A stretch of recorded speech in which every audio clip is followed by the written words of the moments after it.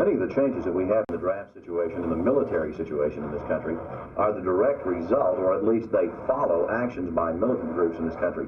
Let me ask, are we letting the kids run the government? And if so, is that because they're right and we've been wrong?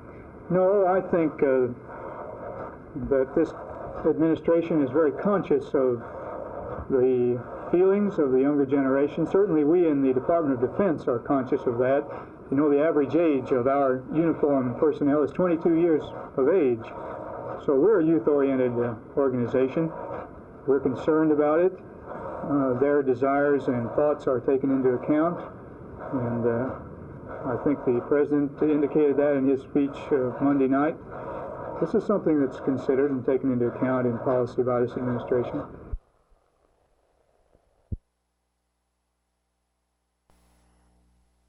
How to have a fair fight over the same issue. You are coming into town.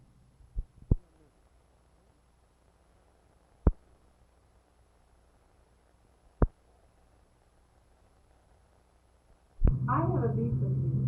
I am so sick and tired of you going, I don't want to listen to you. I don't care. Listen to her. I want you to know that I'm tired of you going out with the guys I go out with. You're calling them the minute I leave town. You're sitting on their lap. They don't like it. I don't like it. Man, why don't you listen?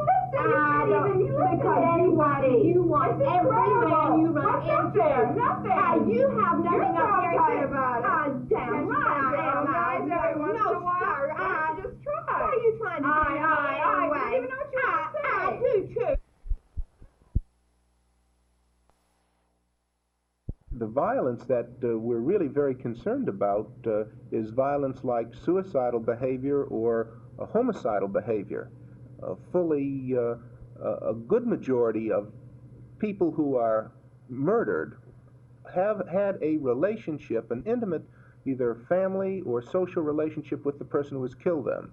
Professor Wolfgang at the University of Pennsylvania has shown that in a concept he called victim-precipitated homicides, that the victim often has had a significant role in bringing about his death.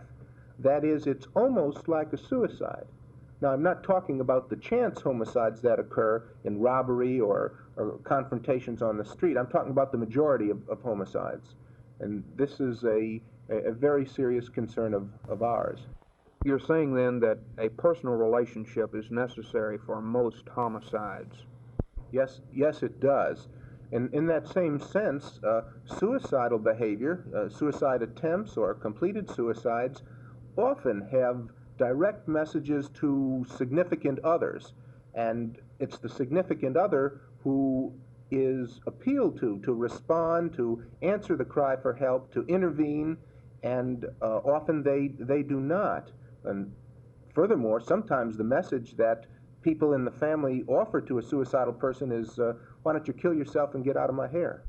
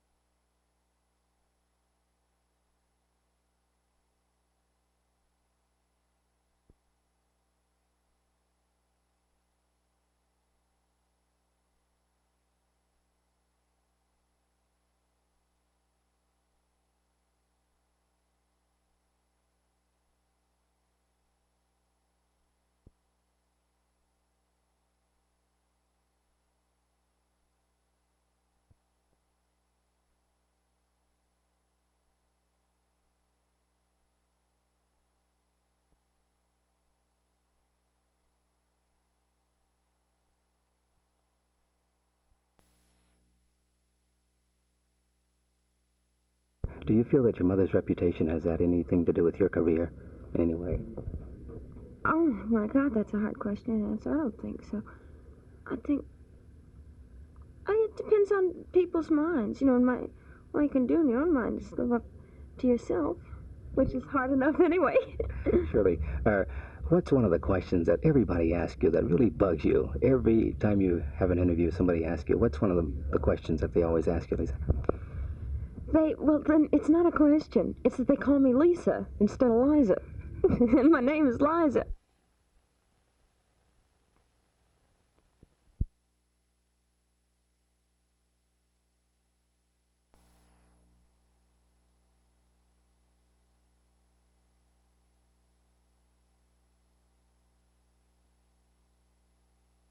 New Orleans voters are going to the polls today in a Democratic primary where a challenge to District Attorney Jim Garrison has heightened voter interest. Although there are races for mayor and other city offices, it's the controversial and flamboyant Garrison who's been getting most of the attention.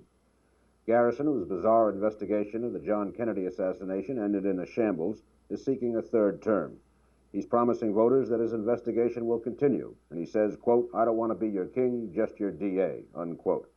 2 former assistants are running against him, but the main challenge has come from 43-year-old Harry Connick, a former U.S. attorney here.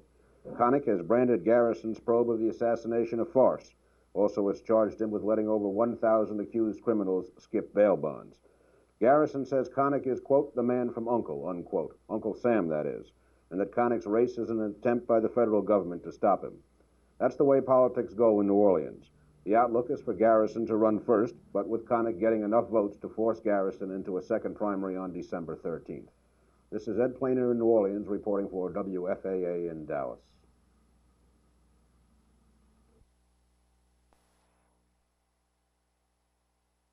Sir, in your speech today, you said we don't hear the words credibility gap much more around the Pentagon.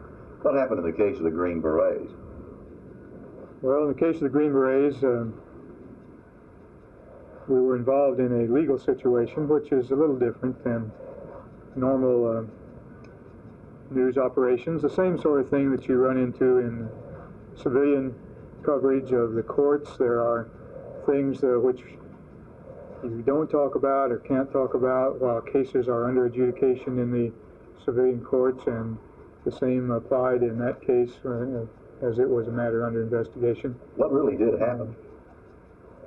Well, that case has been dismissed, and the Secretary of Defense, Secretary of Army have indicated that they hope that those gentlemen will go on in their careers, and I don't think it would serve much for us to reopen it at this stage.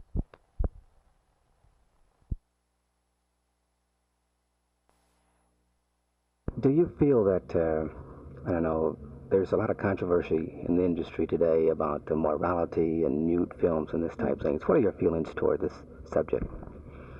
I don't know. I mean, sometimes I think it's okay. It's just that when it gets clinical, it loses all purpose to me. When it gets too clinical, it loses romance. It loses mystery. And it makes you feel like you're in an operating room or something. You know, it's just, there's nothing kind of... Nothing real about it. Right, there's nothing real about it. What about your Sterile Cuckoo? Are there any scenes in there that might be a little controversial to some of the older...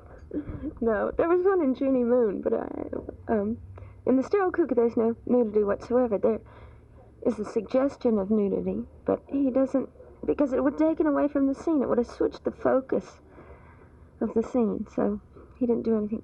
In Junie Moon, there's one thing, but it's absolutely necessary to the plot, and it's done in very good taste, in a long shot from the back, and I'm not really naked. I just sort of look that way.